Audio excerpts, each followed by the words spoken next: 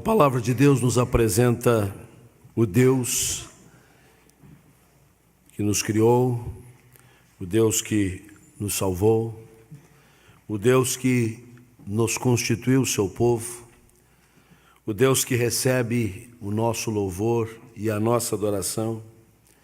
E todas as vezes que nós abrimos as Escrituras, nós tomamos mais e mais conhecimento de Deus. O homem está à procura de conhecer a si mesmo, de saber quem ele é. Olhamos no espelho e não conseguimos divisar quem realmente nós somos, apenas a nossa aparência. E até às vezes a própria aparência nos assombra. Mas o espelho não revela a nossa alma. O espelho não traduz a realidade do nosso ser. O espelho não nos apresenta a nós mesmos. O verdadeiro conhecimento de nós mesmos decorre do autêntico conhecimento de Deus. É conhecendo a Deus de verdade que nós estamos habilitados não apenas a saber das coisas do Altíssimo, mas conhecermos também a nós mesmos. É com este pensamento introdutório que eu gostaria de convidá-lo a abrir a palavra de Deus no profeta Isaías, capítulo 42. Queremos conhecer ao nosso Deus mais e mais. Isaías, capítulo 42.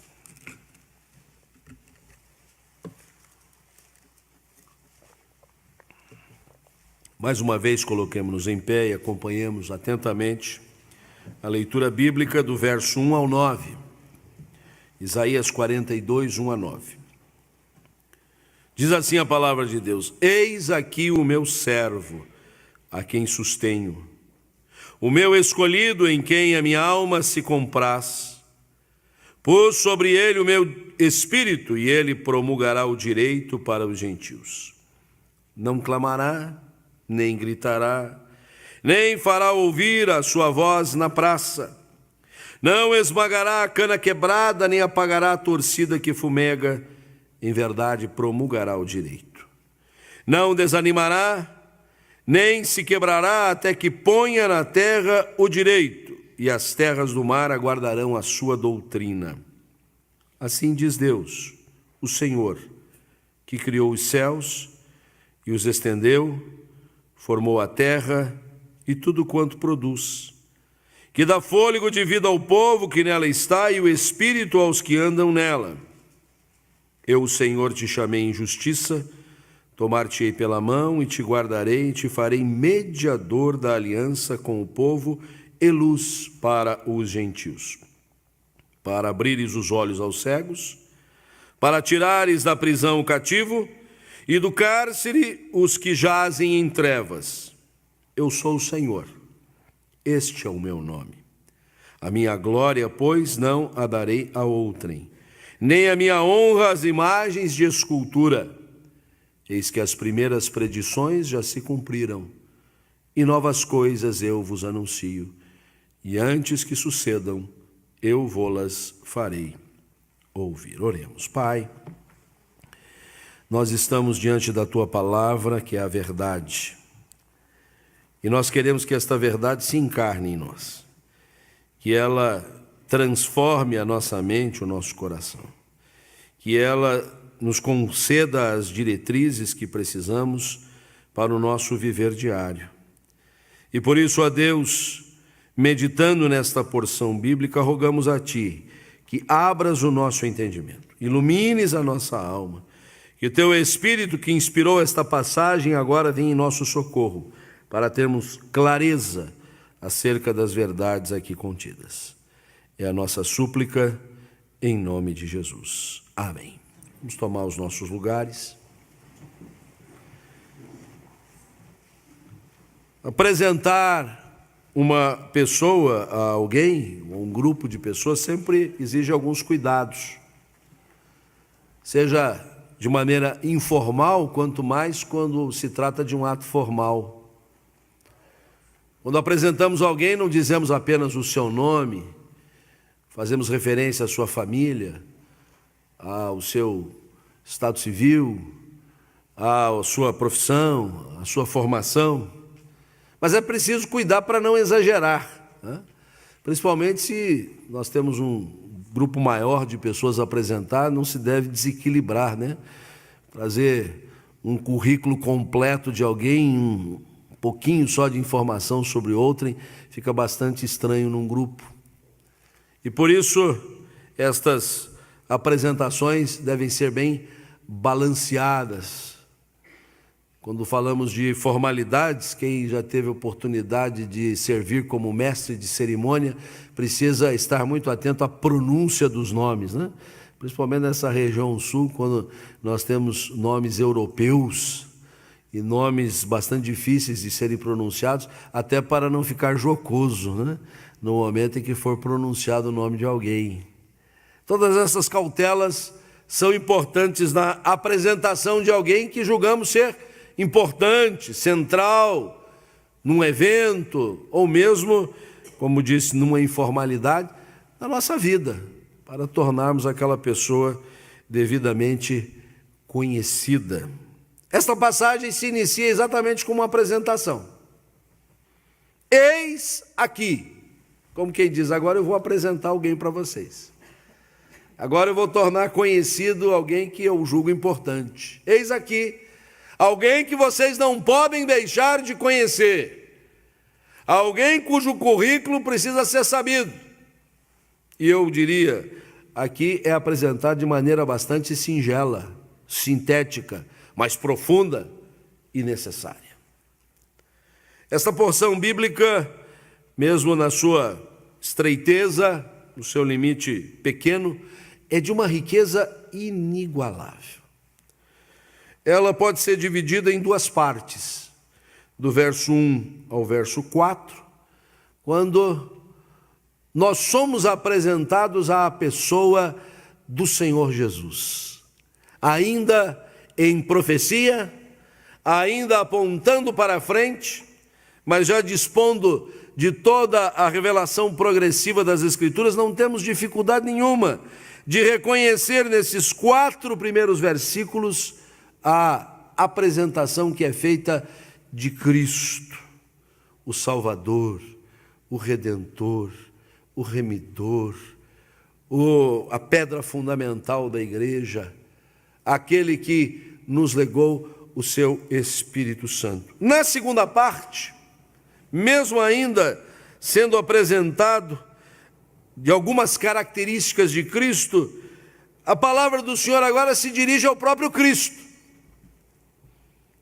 Interessante. O Deus Trino é o autor da palavra, Pai, Filho e Espírito Santo. É uma obra completa da Trindade. Mas aqui, a palavra do Senhor agora se dirige ao próprio Filho, dizendo, olha, esse é o seu dever, essa é a sua missão. E vamos ver isso, e por isso faço uma inversão na apresentação, na exposição das Escrituras, começando do versículo 5. Assim diz Deus, o Senhor, que criou os céus e os estendeu, formou a terra e tudo quanto produz, que dá fôlego de vida ao povo, que nela está, e o Espírito aos que andam nela. Aliás, abrindo um parênteses aqui, só esse versículo 5 já nos dá tanta informação sobre Deus, a propósito daquilo que nós iniciamos a nossa reflexão, antes mesmo da leitura. Conhecer a Deus é o método para conhecer a nós mesmos, que nós poderíamos ficar aqui um bocado de tempo fazendo análise desse versículo 5. Mas avancemos então. Eu, o Senhor, te chamei em justiça. A quem? Ao Filho, a Cristo. Tomar-te-ei pela mão e te guardarei e te farei mediador da aliança com o povo e luz para os gentios, para abrires os olhos aos cegos. E a gente agora aqui dá um salto lá para o Novo Testamento e vê Jesus dando vista a muitos cegos. E por que não dizer também, dando voz a muitos mudos e dando audição para muitos surdos. e dando erguer-se a muitos que não conseguiam ficar sobre os seus artelhos, e curando e fazendo sinais, milagres e prodígios. Continuemos no versículo 7. Para tirares da prisão o cativo e do cárcere os que jazem em trevas. O mesmo Isaías, no capítulo 9, vaticina que o povo que andava em trevas viu grande luz. E aos que viviam na região das sombras, agora resplandeceu-lhes a luz. E ali Isaías apresenta: porque um menino nos nasceu, um filho se nos deu, e o seu nome será Maravilhoso Conselheiro, Deus Forte, Pai da Eternidade e Príncipe da Paz. É o anúncio de Cristo. E continuemos nesse diapasão em que Cristo, em que a palavra é dirigida a Cristo: eu, o Senhor, te chamei, eu, o Senhor, te fiz mediador da aliança, e para você abrir os olhos, tirar da prisão o cativo, trazer luz aos que estão nas trevas. Eu, o Senhor, este é o meu nome. A minha glória, pois, não a darei a outrem, nem a minha honra às imagens de escultura. Agora volto para o início do texto. A apresentação de Cristo para nós. Eis aqui 3 duplas de apresentações são destacadas nesse versículo primeiro. Me acompanhe. Ele diz assim: eis aqui o meu servo, a quem sustenho. Poderíamos ler assim: eis aqui o meu escolhido, em quem minha alma se compraz. Eis aqui aquele sobre quem eu pus o meu espírito, e ele promulgará o direito aos gentios. Como é importante nós termos em conta essa descrição de Jesus, esta apresentação do Filho de Deus, nosso Redentor, esta maneira de conhecer a Cristo muito singela, muito sublime, aquele sobre quem nós estamos estribados, o servo, o escolhido, aquele em quem o Espírito Santo habita sempre. De outro lado, aquele que é sustentado por Deus, aquele que agrada a Deus, a alma do Senhor se compraz nele, aquele que promulga o direito às gentes, aos povos, aquele que luta pela justiça verdadeira, aquele que não aceita que as coisas estejam sob a égide da injustiça, da violência, da corrupção, aquele que não se dá por satisfeito com as pessoas apenas dizer: o mundo é assim, o que a gente vai fazer? Se a gente não agir muitas vezes com descaso, sendo relapsos, não atentando para o que é justo, a gente não consegue sobreviver. Ele não se satisfaz com isso, até que promulgue o direito e a justiça. O servo, na sua humildade, na sua simplicidade. Paulo, escrevendo aos Filipenses, afirma: ele não julgou como usurpação o ser igual a Deus. Ele não estaria usurpando o lugar de Deus porque era Deus, mas antes a si mesmo se esvaziou. Assumiu a forma humana, a figura humana. Fez-se servo, o servo dos servos. E nesta condição foi até a morte, e morte de cruz. Aqui somos apresentados ao Deus que, num movimento kenótico, ou seja, de esvaziamento, ele se apresenta muito singelo, muito frágil, tremendamente humilde para conosco, de tal sorte que ele não nos assombra, mesmo que devamos ter temor dele. Ele não nos assusta, mesmo que devamos respeitá-lo e reverenciá-lo. Ele não causa pavor em nós, mesmo que nós devamos cultuá-lo de todo o nosso coração, porque ele se fez servo. Ele veio para servir e não para ser servido. E Deus tem sustentado a sua obra e a sua pessoa. Eis aqui o meu escolhido. Deus escolheu, Deus elegeu. Deus determinou no seu plano eterno indicar o Filho para vir cumprir esta missão. É importante aqui lembrarmos-nos dos 2 pactos relatados nas Escrituras Sagradas. O primeiro deles chamado de pacto de obras, o segundo, o pacto da graça. O primeiro deles, o pacto das obras, onde Deus coloca para o homem a proposta, a promessa de vida, e o homem deveria ser obediente, cumprir a lei de Deus, lei que é boa, lei que é agradável, lei da qual dimana a correção dos caminhos do homem no seu relacionamento com o seu semelhante, nas suas realizações. E esse pacto das obras, registrado nas primeiras páginas da Bíblia, ele se apresenta como falível porque o homem não cumpriu a sua parte, porque o homem decidiu desobedecer a Deus, porque o homem não foi obediente ao Senhor. Mas o pacto da graça, desde a eternidade já estava estabelecido, onde o mesmo Pai promete vida, mas é o Filho que assume a obediência. Ele é o escolhido de Deus. E é nesse sentido que nós afirmamos que a nossa eleição é em Cristo. Não é uma eleição em que Deus põe os olhos e diz, mas gostei de você, não gostei muito de você não, viu? Não sei, o seu jeito de ser.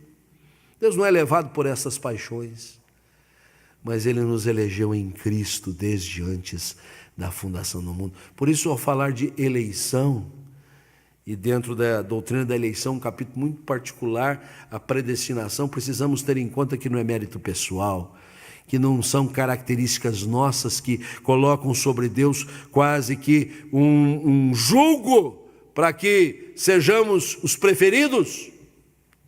Jesus é o eleito de Deus e nós estamos em Cristo. Paulo afirma isso claramente na carta aos Efésios. Fomos eleitos em Cristo Jesus. E aqui está dito isso. Ele é o escolhido, ele é o eleito. E ele cumpriu cabalmente o que se exigia dele. Por isso o texto diz, minha alma se compraz nele. Você certamente está lembrado desta expressão quando do batismo de Cristo. Quando ali Cristo é apresentado aos circunstantes e ficam todos assim impactados, quando o Espírito em forma de pomba desce sobre ele e uma voz do céu assim se pronuncia, eis o meu Filho amado, em quem me comprazo. Aliás, é uma das grandes provas da Trindade divina. Ali está o Pai falando, ali está o Filho amado sendo batizado, ali está o Espírito Santo na forma de pomba descendo sobre o Filho. Eu me comprazo, eu me alegro. Por quê? Porque ele, diferentemente do homem, de Adão, do primeiro homem, que deveria cumprir o pacto das obras, não cumpriu, o Filho cumpriu, alegrou o coração do Pai. E ainda nesta apresentação inicial, eis aqui aquele em quem pus o meu Espírito. E é sob a égide desse Espírito, a força desse Espírito, o poder deste Espírito, é que ele promulga o direito, ele estabelece a justiça, ele coloca o padrão para todas as gentes, para todos os povos. É importante ressaltar isso. Não se trata de um exclusivismo de um pequeno grupo, caracterizado por cultura, por costume, por língua. Não, é para todos os povos.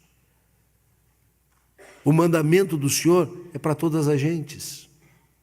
A vontade do Senhor perfeita, agradável, é para todos. E ao anunciarmos esta verdade, não devemos cercear ninguém por questão racial, por preferência política, ideológica, de conhecer esta realidade do nosso Deus. Isto posto, eu queria me deter nos minutos restantes naquilo que julgo ser tremendo nesta passagem, que mexe com o nosso coração, que são os versículos 2 e 4. Conhecendo que Jesus é aquele que se aproximou de nós em humildade, em serviço, em dedicação, que é aquele que cumpriu cabalmente o pacto, e aquele em quem reside o Espírito Santo. Somos então ainda acrescidos das seguintes informações. Queria que lêssemos juntos agora os versos 2 a 4. Vamos juntos? Não clamará, nem gritará, nem fará ouvir a sua voz na praça. Não esmagará a cana quebrada, nem apagará a torcida que fumega. Em verdade promulgará o direito. Não desanimará, nem se quebrará, até que ponha na terra o direito, e as terras do mar aguardarão a sua doutrina. Somos apresentados a Cristo. Sabemos que Ele é o servo a quem o Senhor sustém, que Ele é o escolhido em quem Deus se compraz, que nele habita o Espírito e por isso Ele promulga o direito. Essa é a sua missão, esse é o seu dever. É tendo em mente esta realidade que Ele é o mediador da aliança, que Ele abre os olhos aos cegos, que Ele tira da prisão o cativo, do cárcere o que jaz nas trevas. A grande pergunta é: como é que Ele cumpre a sua missão? Como é que Ele a realiza? Como é que Ele leva a cabo o seu dever? E nesses 3 versículos nós somos exatamente informados a respeito disso. E a primeira coisa que nós vamos aprender, está no versículo 2, é que Jesus cumpre a sua missão pela dádiva da sua vida, não por uma digressão teológico-doutrinária, religiosa, não por um discurso que pode ser até muito empolgante, mas que não passa de uma falação. É por isso que Isaías diz assim: Ele, para fazer isso, não precisa ficar gritando, não precisa ficar clamando, não precisa ficar numa praça pública chamando a atenção de todos, porque Ele atraiu a todos para a cruz. Ele chamou a atenção de todos pelo seu sacrifício. Ele atrai o interesse dos homens para o que Ele realizou pela sua dádiva pessoal. É importante considerar, quando nos apegamos às Escrituras, queremos lê-la, meditá-la, ouvir a sua proclamação, compreendermos que nós não estamos diante de um mero discurso religioso. Nós estamos diante de uma vida consagrada, de uma vida dedicada, de uma vida que foi oferecida como dádiva. É forçoso pensar aqui, quando o versículo diz: não clamará, não gritará, não fará ouvir a sua voz na praça, no capítulo 53 de Isaías, quando ali somos apresentados mais uma vez, nos é apresentado o servo sofredor, e ali se diz: ele, como ovelha muda, perante os seus tosqueadores, não abriu a sua boca. Ficou silente. Era machucado, era magoado, era pisoteado, era zombado, era abusado, era destratado, era malquerido, mas ele ficou silente, porque ele não precisava de discurso nenhum. Ele precisava só da sua consagração, da sua dedicação, do seu coração posto integralmente a nosso favor. Não clamará, não gritará, não fará ouvir a sua voz na praça, mas dará a sua alma na morte, colocará à disposição de todos o seu sacrifício. Qualquer um pode dar a sua vida, Jesus deu a sua morte. E é importante que nós sempre lembremos disso. Ninguém está aqui senão por esta consagração de Jesus. O nosso esforço de chegar à casa do Senhor é nada perante o esforço do próprio Jesus, que deu-se a si mesmo, que se deu por nós, que nos remiu por sua dedicação e consagração. Em segundo lugar, vamos aprender que Cristo cumpre a sua missão por absoluta misericórdia, não por imprimir qualquer juízo sobre nós. Ele é o servo, nós nos aproximamos dele nesta condição humilde, Ele é o escolhido e a nossa eleição está centrada na sua escolha. Nele reside o Espírito e por isso ele promulga o direito. Mas o versículo 3 diz assim: e ele não esmaga a cana quebrada, não apaga a torcida que fumega, em verdade promulga o direito. Você não é uma cana quebrada? Você não tem andado como uma chamazinha que está quase se apagando, está bruxuleante. Você está até com medo de sair na rua e bater um vento e você apagar de vez. Você está tão frágil, você está tão quebrado, você está tão magoado, você está tão humilhado, você está tão pisoteado pela vida, pelas pessoas, por circunstâncias, por eventos. De onde você menos esperava é de onde veio mais pressão, mais agonia, mais angústia. Você está arrasado. E você está clamando por justiça. E você está requerendo e suplicando que venha um alívio sobre o seu coração. Pois esteja certo de uma coisa: Jesus, o servo, o escolhido, aquele em quem habita o Espírito, ele não cumpre a sua missão nos julgando, impondo jugo sobre nós. Ao contrário, ele toma a cana quebrada e a reconstrói, e a levanta de novo. Ele não esmaga a cana quebrada, ele não pisoteia a cana quebrada, ele se condói, ele se compadece, ele revela a mais absoluta misericórdia para com quem está assim. Aquele que se parece com uma chama prestes a apagar, ele vem e sopra do seu espírito,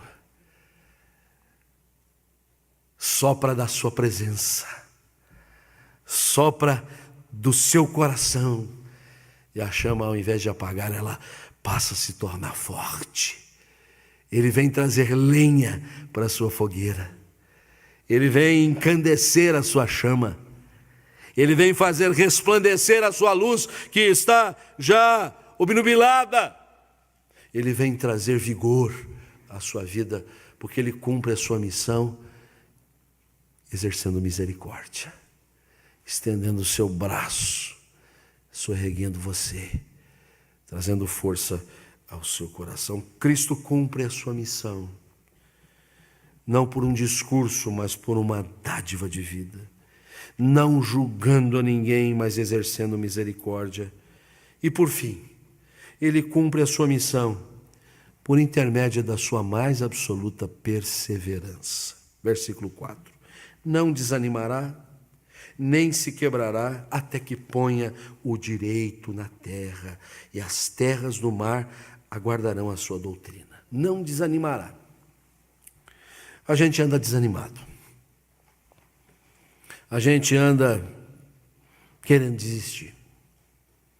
A gente está com vontade de, na linguagem comum aí, largar os betes. Não estão mais aguentando. É de lá e de cá, é de cima e de baixo. É toda hora uma coisa para nos abater. É coisas que dizem respeito à política, à economia, à vida comum, realidades dentro da nossa casa e até na igreja. Quando a gente esperava exatamente ser o lugar de refúgio, não é que a gente toma uma topada. A gente está desanimando. A gente está querendo desistir. Isso é próprio de nós. Isso é da nossa natureza caída que ainda resiste em nós do velho homem, mesmo que estejamos nos revestindo de Cristo. Mas é bom saber que Cristo não desiste, que Jesus não desanima, que Jesus não larga os betes, que Jesus toma a sério a sua missão. Talvez pudéssemos dizer, era dele desanimar também. Motivos não faltam.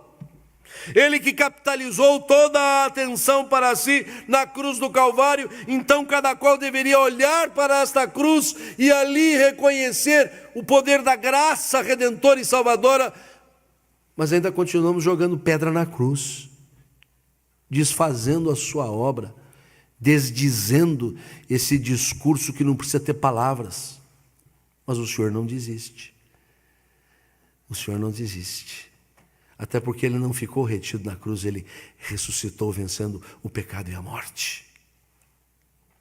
Talvez fosse do Senhor desanimar por ter nos conferido graça, redenção, e nós muitas vezes estarmos claudicando na fé, e ainda voltando aos rudimentos da doutrina, e ainda parecermos tão meninos na fé, não termos desenvolvido a maturidade cristã, não enxergarmos o propósito colocado nas Escrituras e enxergarmos a varão perfeito.